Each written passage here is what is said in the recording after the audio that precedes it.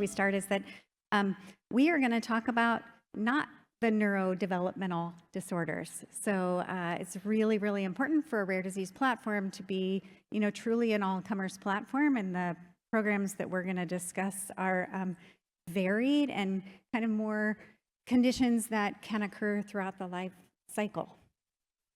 Awesome. Thank you.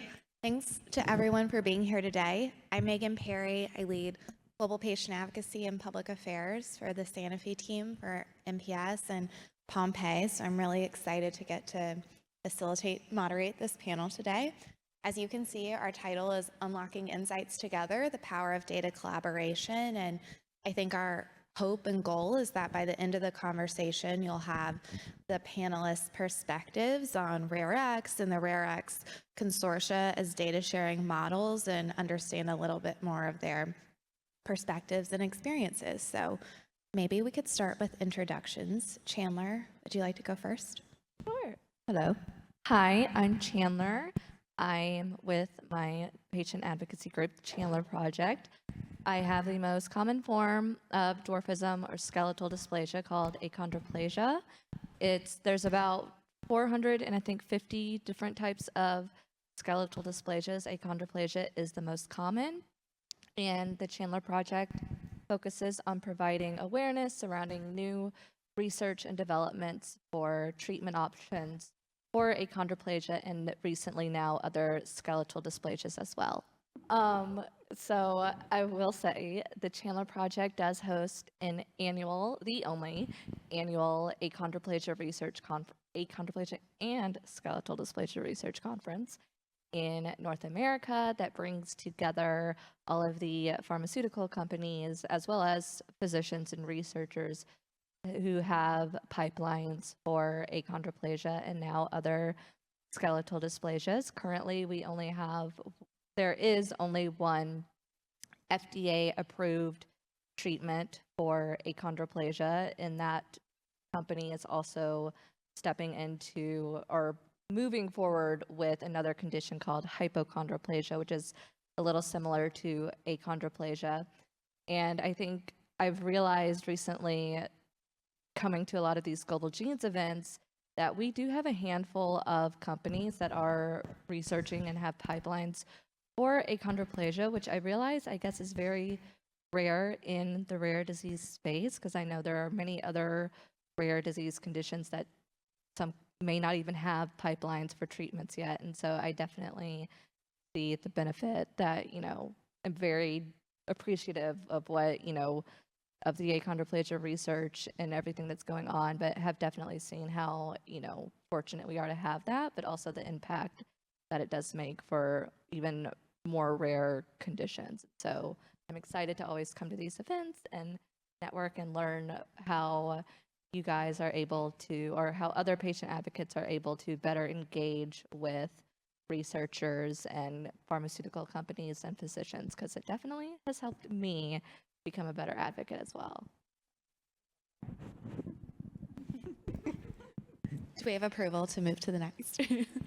All right, Karmen, would you like to introduce yourself? Yes, of course. You can tell why I asked her to say more, though, because you host a conference and you lead an organization that is the only organization globally leading research, education, and strategy for this group of hundreds of disorders. So I think maybe that's important that you said that. I will say there are European groups that do it as well, but I feel like in other countries, research for achondroplasia is not seen as a little taboo. It is kind of controversial. I can get into that a whole nother day and time, but I would say in North America, yes, I do. I am proud that my organization brings together this conference and hosts it, and it's actually 2 months from today, so it'll be exciting. Yes. Countdown is on. Okay, well, I'm Karmen Trzupek. I direct scientific programming at Global Genes, and I work primarily with and on the RareX platform, and specifically, I lead our collaborative programs and our research consortia programs. So we're going to be talking about a number of those programs today. My particular background and expertise is in clinical genetics with a long, long history in rare disease. So that's really my heart. Maddie? Hello, everyone. My name is Maddie. I live here in Philadelphia. If I'm typing while this is going on or looking down at my phone, I'm not being rude. I'm not texting, I promise. I have a lot of notes on my phone and I forget everything. So that's why I'm looking at my phone. But I'm 25. I use she, her, they, them pronouns. I have late onset Pompe disease. And just because I'm from the disability world and we're trying to normalize disability things, a visual description, I'm a white person with brown and blonde hair, wearing a black dress, black shoes, and lots of jewelry. And that's for any low vision or blind folks in the audience. And then as far as my, work currently goes, I'm a patient advocate, but I'm also a digital disability and digital accessibility and disability content specialist, user design consultant. I currently work for the National Disability Rights Network, and I'm working doing consultant work for the National Disability Rights Network and the Protection and Advocacy Group down in Florida, and some other ones across the country. But I started this whole thing that got me to where I am sitting right now because I was diagnosed when I was little and found my way through rare disease advocacy and then landed in disability advocacy, and I'm trying to tie those things together. So it's nice to be with everybody.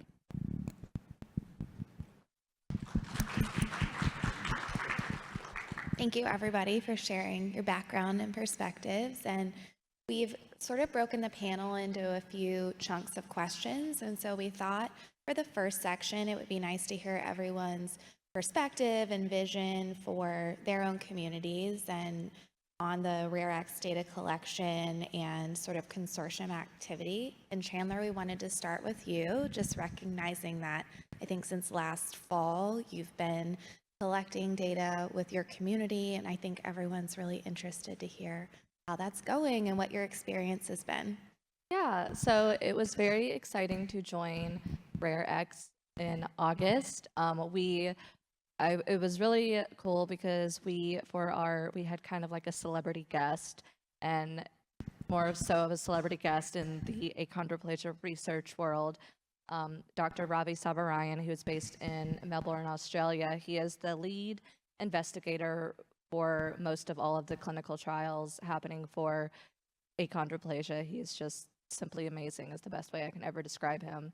And it was really great for him to kind of kick off and help inspire parents of children with achondroplasia, the importance of why, how the data that they provide can help him and his team and other researchers from around the world to then help these companies develop potential treatments for achondroplasia. And so being a part of this data collection program has definitely been a very big learning experience. And I too have notes on my phone, so if I'm looking down, that's what I'm going off of.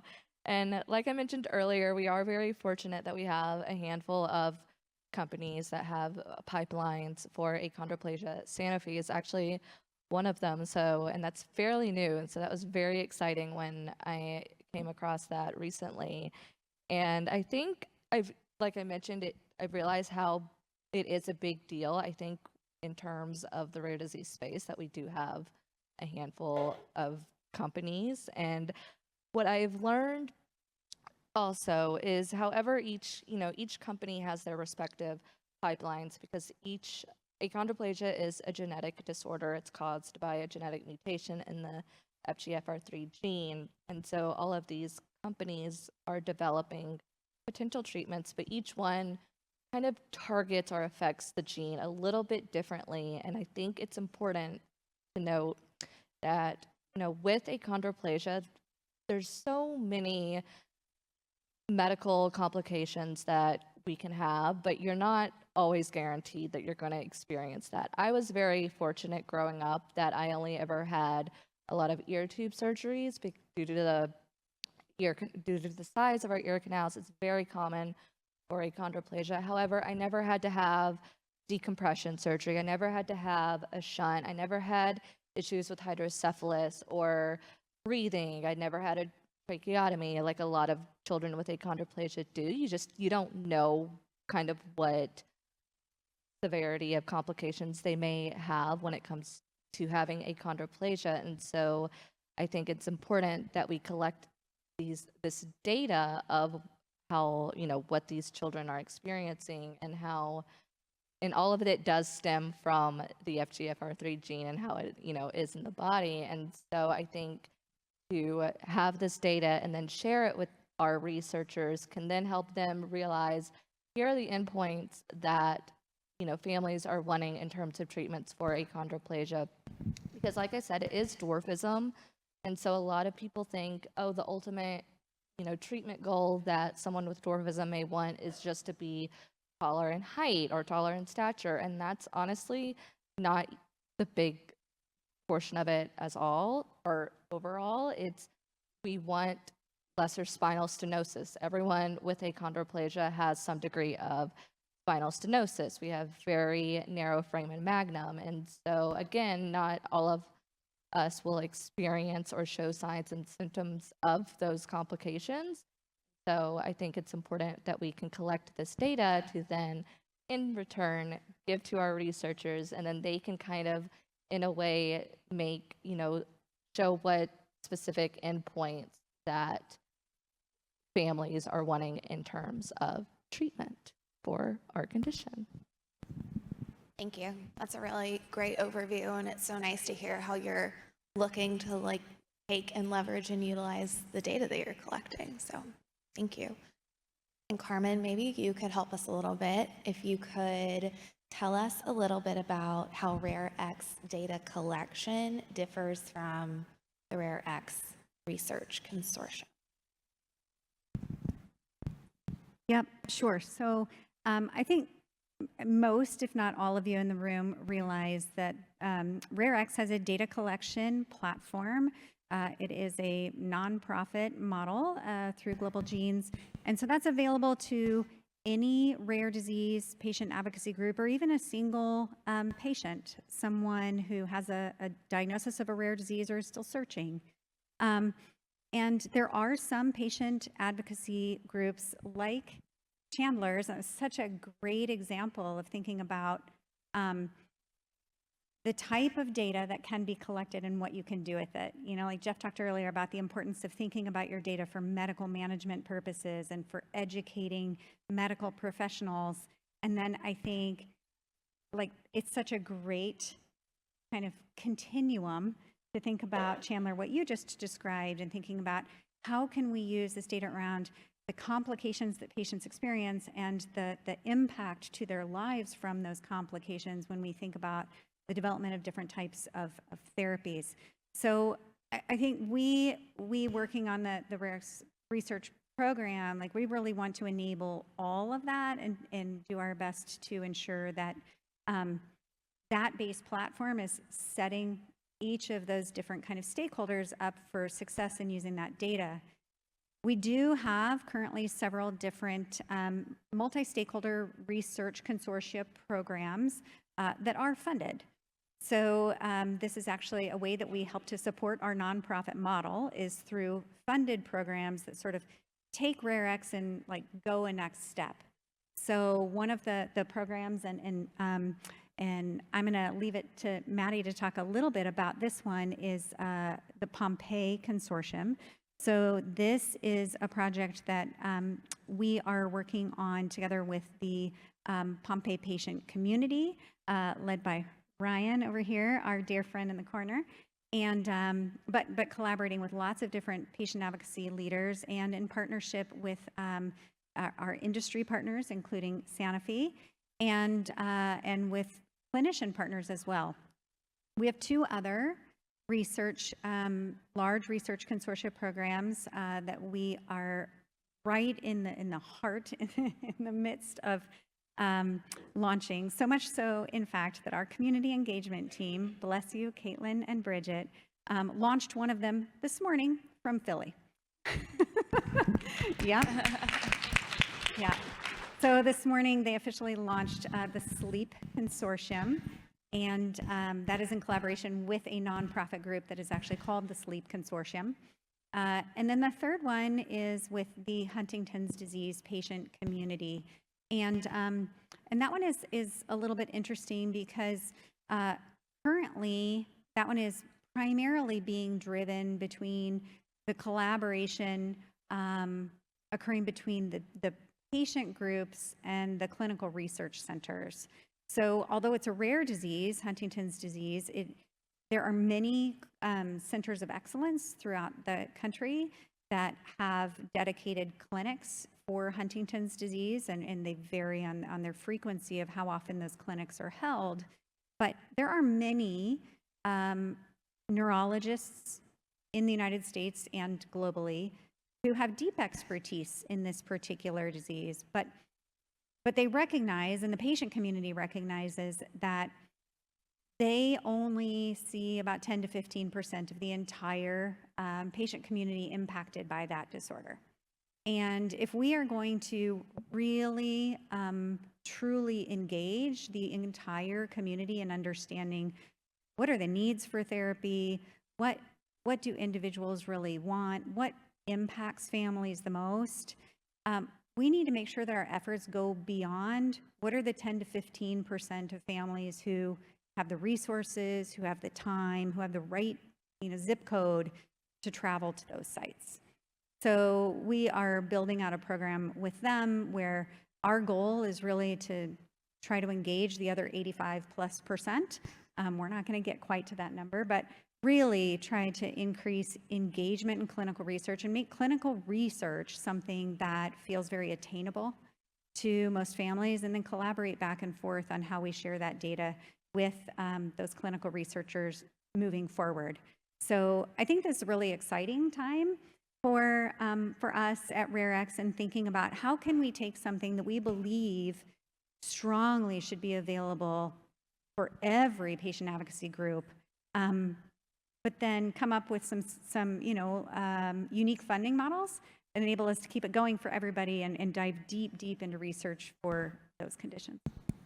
Thank you. It's so helpful to hear the overview and sort of how it all fits together and the launch of all the new disease communities. And I think it's like a industry perspective as well, how you all are setting this up to be led for and by the community is really wonderful and going to make such a big impact. So thank you.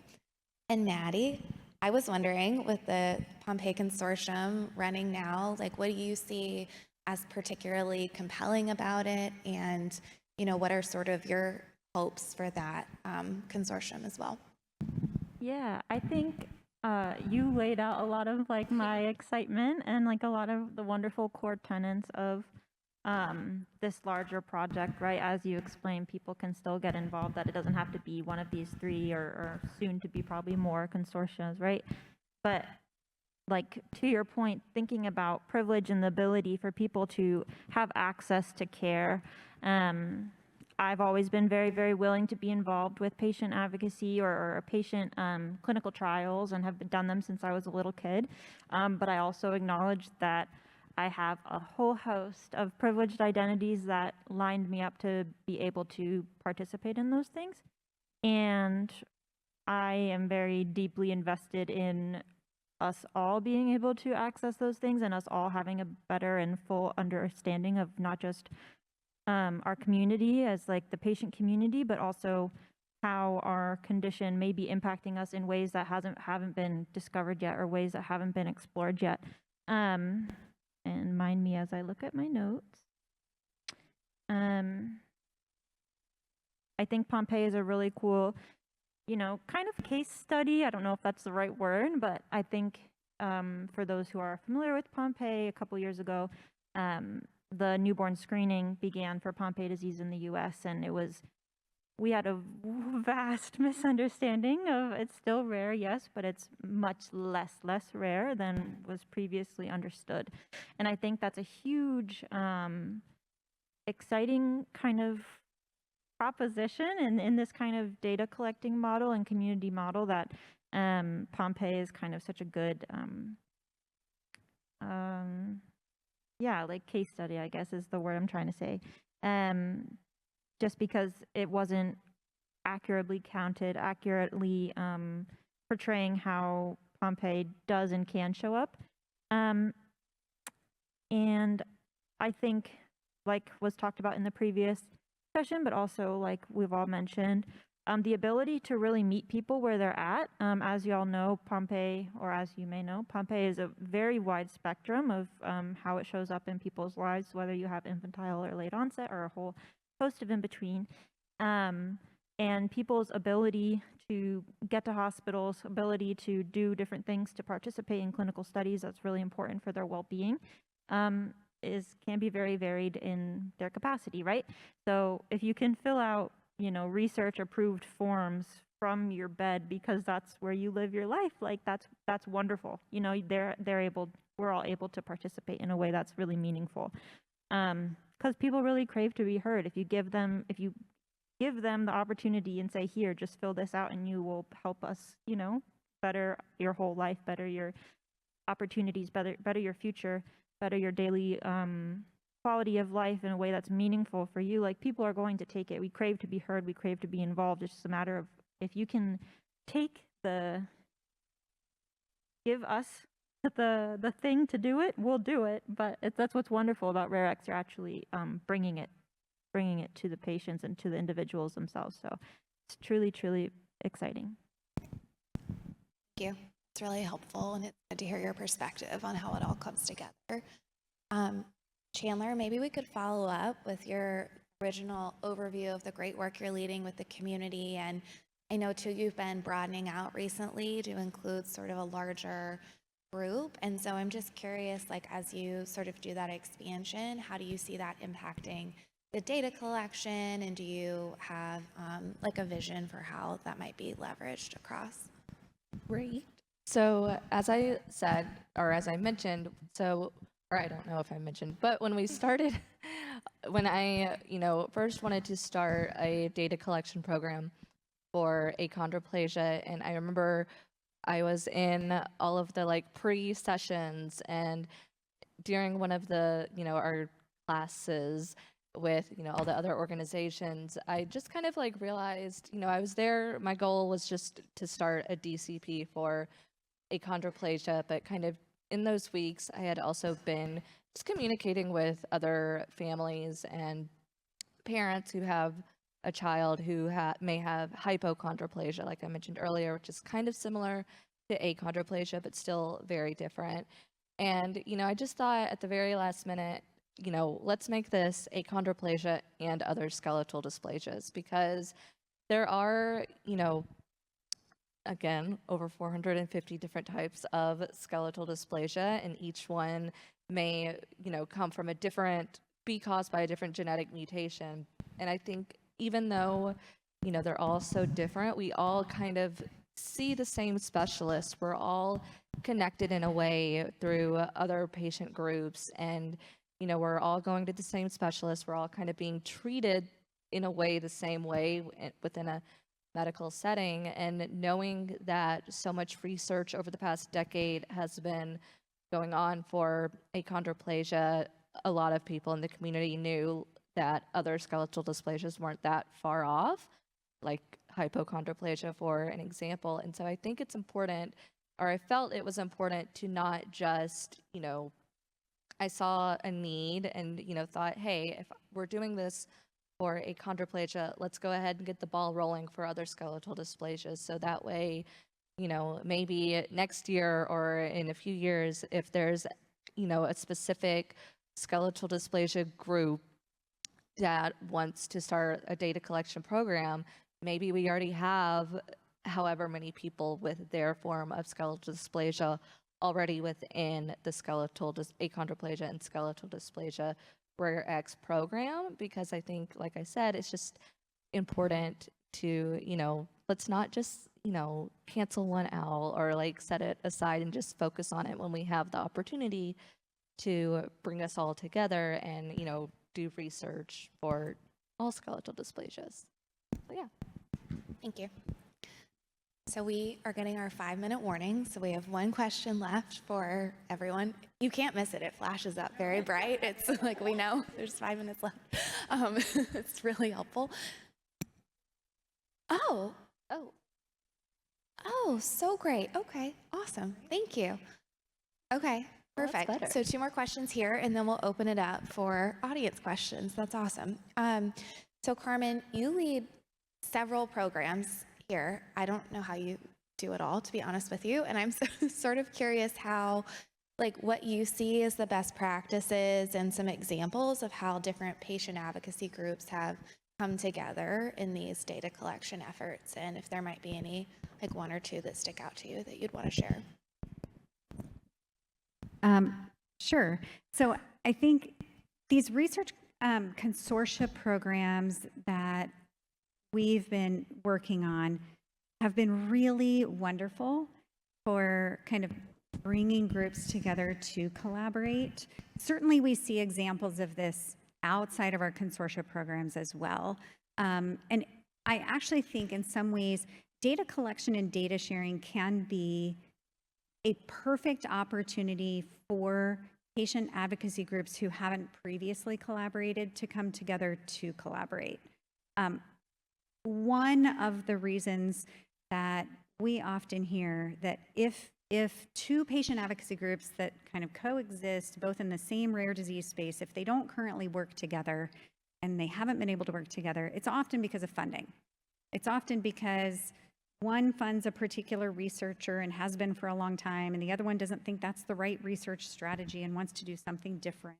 And, you know, they just have different priorities. But because the base platform that we have here is on a nonprofit model, it's a good way to bring groups together under a shared goal that's kind of a neutral space. So it's been really a blessing to be able to work in that environment overall and see patient advocacy groups collaborating on something that can be so critical to move research forward and kind of break down some of those prior kind of challenges that they had. Within our consortia programs, it's clear that there's even more impetus to do that. I think a lot of our groups find that, okay, we're either working together to try to get funding together, or we're trying to, you know, develop a grant proposal together. We are identifying what are the right external data sets that we really want to lay out for future data alignment. Like, there are clear, big projects out in front of them. And so I think much like the last panel talked about, how if you have a clear stated use of your data and you know what you're going to do with it, that can be a strong motivator for people to participate and to take the time to fill out surveys or to upload a genetic test report, because they know what's going to happen, and what is going to happen with that data is important. And I think the same thing happens here. Thank you. Really great example, and nice to hear how it's all coming together. Maddie, I think we're curious too, with your leadership in the community and your strong advocacy, how would you measure success for the Pompe Consortium, having trouble getting that word out today, and what do you see as your sort of potential role in the consortium as well? Yeah, this is a wonderful question. Can you repeat the beginning? I got fixed on the last part. Yes, no, I think I was just saying, like, how would you measure success of the Pompe Consortium from your perspective as an advocate? Sure. As I said before, I show up like with a disability and rare disease frame. So as far as success, I think as many people that can get involved as possible, I think that is what I view as success, and to what degree they're able to use that data to better their lives and ease any issues that they may be facing. So I really love this concept, especially as Jeff and I think some other questions kind of noted this intersection between disability education services, language accessibility, there's a lot of really powerful stuff that could come out of this that I don't even think we've even like seen how far it really can go. To know that you could use your data from RareX to advocate at a child's IEP meeting is like phenomenal. And especially if you've navigated academia with a disability, you know how freaking hard it is, and how much proof you have to have, and to have more information and tools in your toolkit to be able to do so is monumental.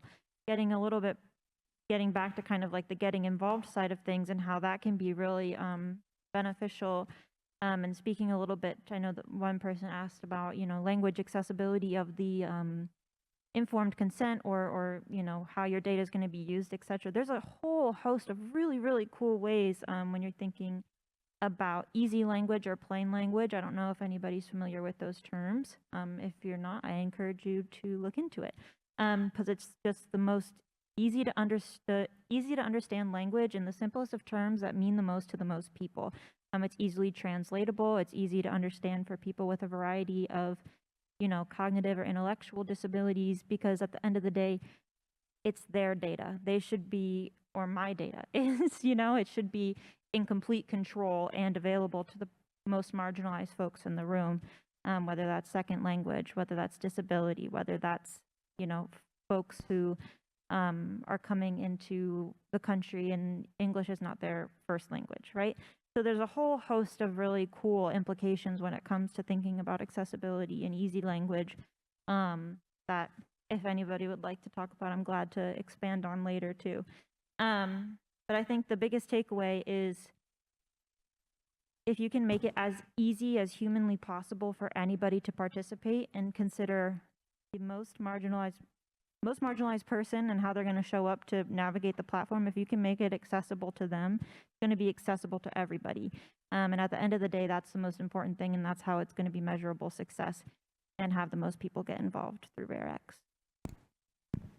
Thank you. That's really great perspective, and I think, really additive to the larger conversation that's been had here today. So thank you for sharing that.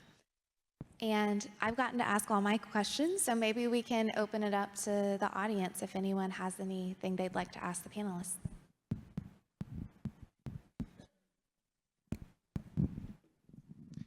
How do you decide what questions to ask? How do you decide what data to collect? I'm pretty sure that goes to me. So within the RareX research platform, we really approach this sort of disease group by disease group. There's overlap, right? But we did this first in neurodevelopmental disorders, then moved on to neurodegenerative disorders across the lifespan, but a little bit more pediatric, then neuromuscular conditions. Like, we're sort of walking our way down groups of conditions, and we pull together expert working groups, and we get representation on those expert working groups from clinician researchers familiar with clinical trial design, from industry representatives, and from patient advocates serving on those kind of committees, these working groups. And we work through a period of months with that particular working group to assess the landscape of what clinical outcome assessment measures exist for symptoms and kind of daily life impacts that are important in that group of disorders. And then we discuss and debate and whittle down to kind of a core group that gets implemented on the platform. Because it is a cross-disorder research platform, it's really important to us to do it in this way. It's also scalable this way, right? There are over 10,000 genetic diseases. We can't do one of these expert working groups for every one.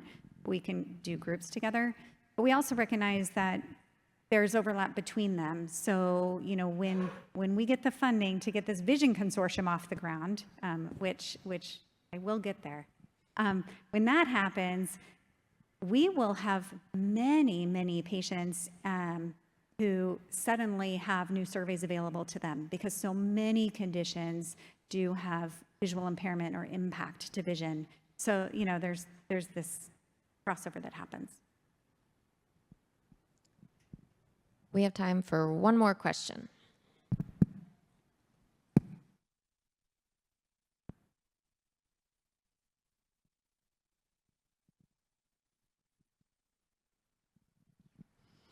Hi, my son was number 6 in the world, diagnosed with a mutation in the DEF1 gene.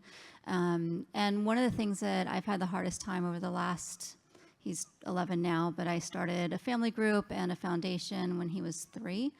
Finding other families, we know there's more families out there, and I know it seems like you've had success being able to, whether it's genetic testing early on, we are having a hard time even getting the DEF1 gene put into genetic tests that are out there for, epilepsy or autism, or it's not always included.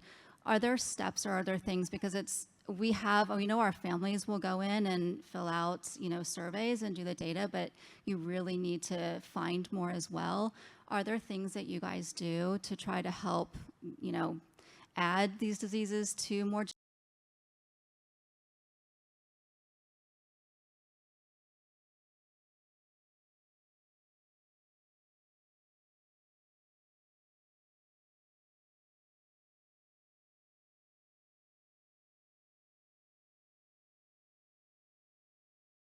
In the United States, and this is not true globally, and that has to be acknowledged, certainly, but in the United States and many other countries, whole exome sequencing and other more comprehensive sequencing is becoming much, much more common as it becomes cheaper and the data becomes much easier to interpret. That's really good news for the ultra-rare disease groups, because what it means is that you don't have to put a gene on a panel, right? Because all the genes are being tested simultaneously.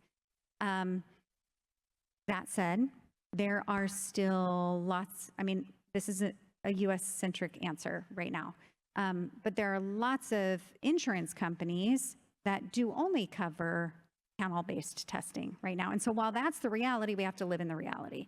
And so there are ways that as an organization you can try to advocate directly to some of these genetic testing labs to try to get your gene included. And I can probably connect you with resources of other people who've been successful at doing that.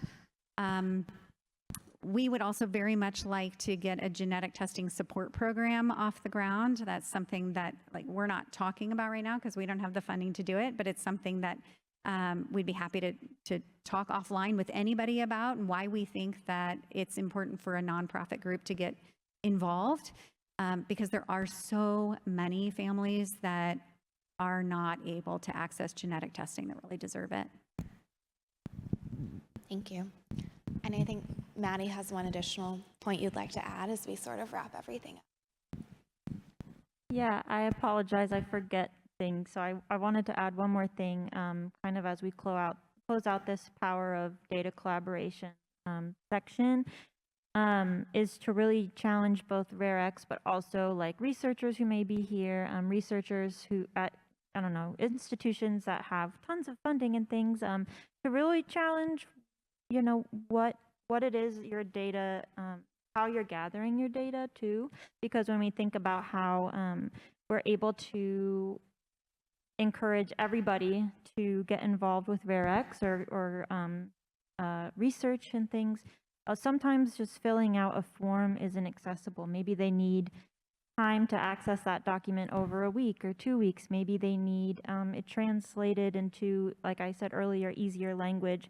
But also something that I think is really exciting and it could be really awesome for the Pompe Consortium is offering any insights about research in easy and digestible ways so that, little old me, when I was 7 and diagnosed, I could also communicate it to my friends and advocate to my teachers and things like that. So if there's ways to build in those advocacy tools as well, as far as the outcomes of research and ways in which we're able to use research in an accessible way for people with a variety of conditions, disabilities, etc., to acquire data in a whole host of ways, even if it's through a form, accept input in a variety of accessible ways that we maybe have never done before through voice messages, through video, through long form emailing, long form texting. There's a lot of really wonderful ways that disabled researchers are currently doing that, and I'd like to see further expanded in the rare disease space in order to include all people and have more representation in our data set, so it's more complete and it's more holistic, and all in all, it's going to be better data and lead to much more better outcomes for our patients and our families and this community. Thank you. That's a great way to wrap us up. And thank you all for listening. And thanks to our panelists. It was a great conversation.